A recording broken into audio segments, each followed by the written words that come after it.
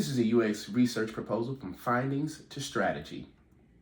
A little bit about me. I am a UI UX researcher. My formal education comes from Full Sail University. The professional experience that I have in research is that I'm just a very inquisitive person, so I decided to go ahead and go to Full Sail to be better at my job, to be a UI UX researcher.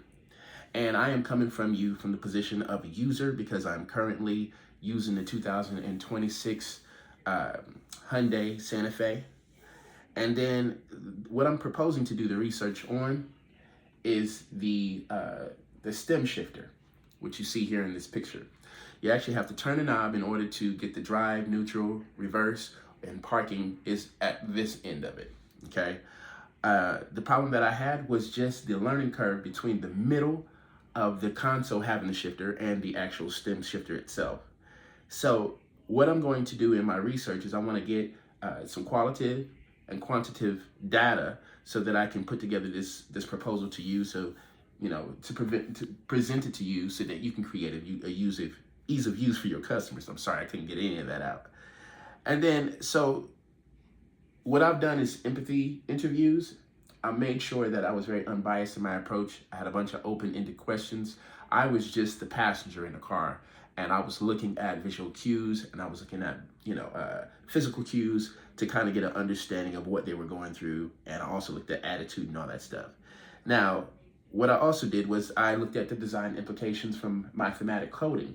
So I took a bunch of my categories after they've said what they've said about the individual things based on their own experience, and then I itemized those things, and that's also in my report as well. So, who my users are?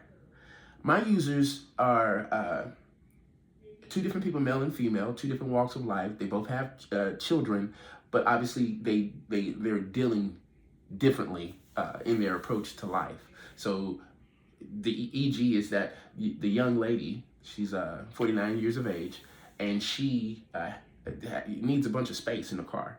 She likes to have her bags and all that stuff with her because obviously she has kids.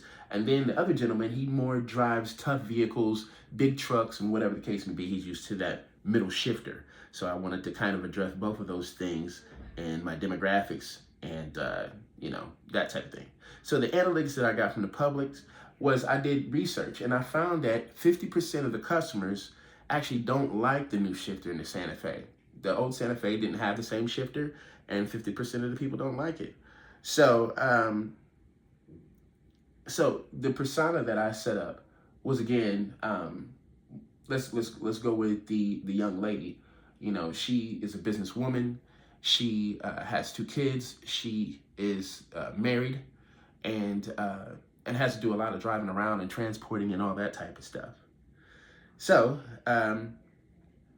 what I've also done is I've provided a bunch of information as to where I got my preliminary research and all that good stuff. Okay. And my target research would go to like the tech adaptive family. So, people that are interested in upgrading, not that the person that, wants to drive the older vehicle and wants to stay with the standard shifter or whatever the case may be. So the stalk shifter, has obviously a learning curve, and that's okay. But I wanted to go with people that actually wanted to upgrade and try something new. So I came up with 8 questions, very open-ended questions, because I wanted honest feedback.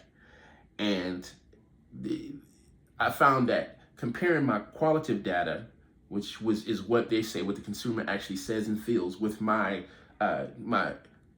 quantitative data that I found online, I could see how things were kind of matching up in comparison, because some people are going to like it and some people aren't. And the ethical consideration was that, again, I wanted to make sure that they knew that they were a part of a study. I wanted to also make sure that I wasn't leading in my questioning. So I wanted to make sure that that everybody knew that this is like based on your opinion, and I want your honest feedback on all this stuff. So this is more of my quantitative data. And then I went over some of my sources and all that stuff too, and I cited everything here so that you have an understanding of where I found my data. and why sometimes things are recommended and why they're not. So I've cited my APA data here, and I think I brought to you a pretty good study as far as it's concerned. So the scene was we were at the Reston Town Center in Reston, VA, Virginia, and I had them pulled out of the parking garage. The parking garage was kind of dim, and I had them maneuver out of the parking space, you know, go up the ramp and all that stuff out of the parking garage and just kind of drive around the Reston Town Center, you know, and get an idea of what the environment was like outside as well, to make sure that, you know, in doing the maneuverability and all that, there was kind of different factors that were involved in using that stem shifter. I also had them do some parallel parking and some maneuverability, because I really wanted to get like the very essence of, you know, the day-to-day, what you would be dealing with as a user if you were using this product. And then I had to maneuver back into the garage. Again, I looked at visual cues. I looked at all of that stuff as I was going over, and I looked at how they laughed and some of the things that they said, and I also took all those things down in my study as well. So I even gave you like just really, really like uncut feedback. So